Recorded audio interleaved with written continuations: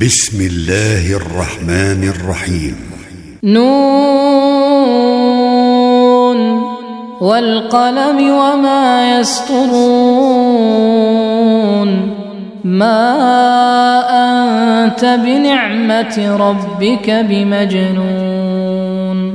وإن لك لأجرا غير ممنون وإنك لعلى خلق عظيم فستبصر ويبصرون بأيكم المفتون إن ربك هو أعلم بمن ضل عن سبيله وهو أعلم بالمهتدين فلا تطع المكذبين ودوا لو تدهن فيدهنون ولا تطع كل حلاف مهين هماز مشاء بنميم مناع للخير معتد أثيم عتل بعد ذلك زنيم أن كان ذا مال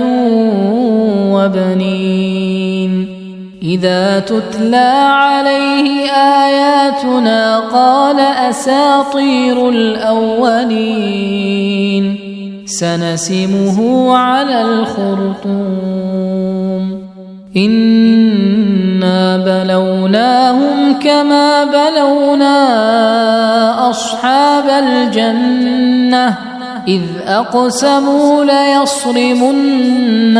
مصبحين ولا يستثنون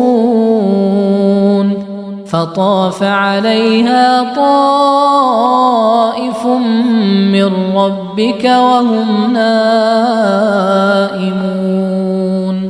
فأصبحت كالصريم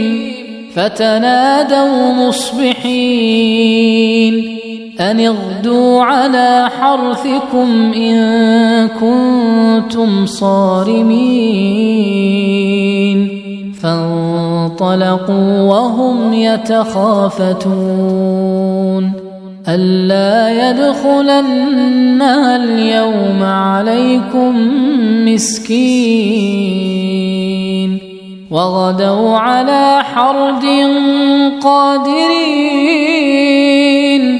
فلما رأوها قالوا إنا لضالون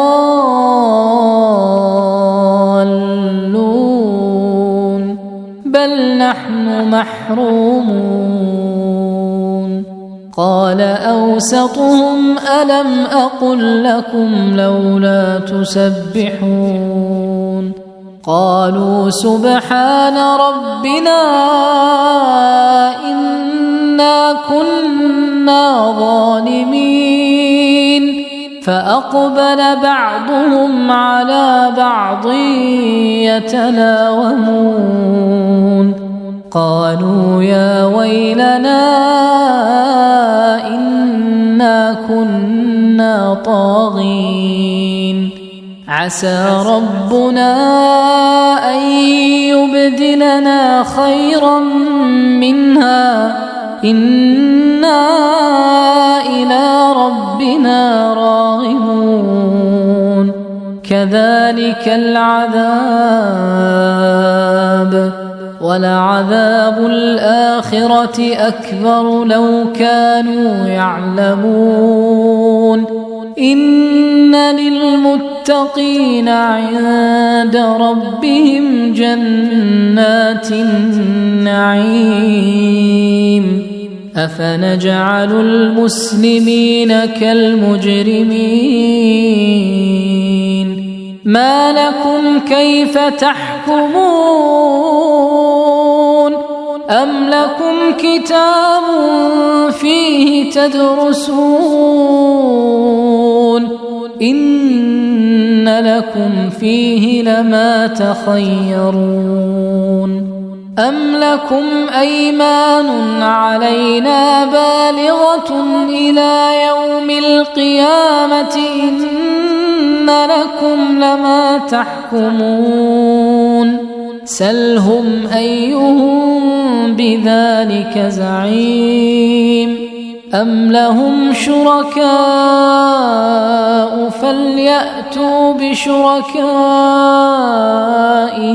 إن كانوا صادقين يوم يكشف عن ساق ويدعون إلى السجود فلا يستطيعون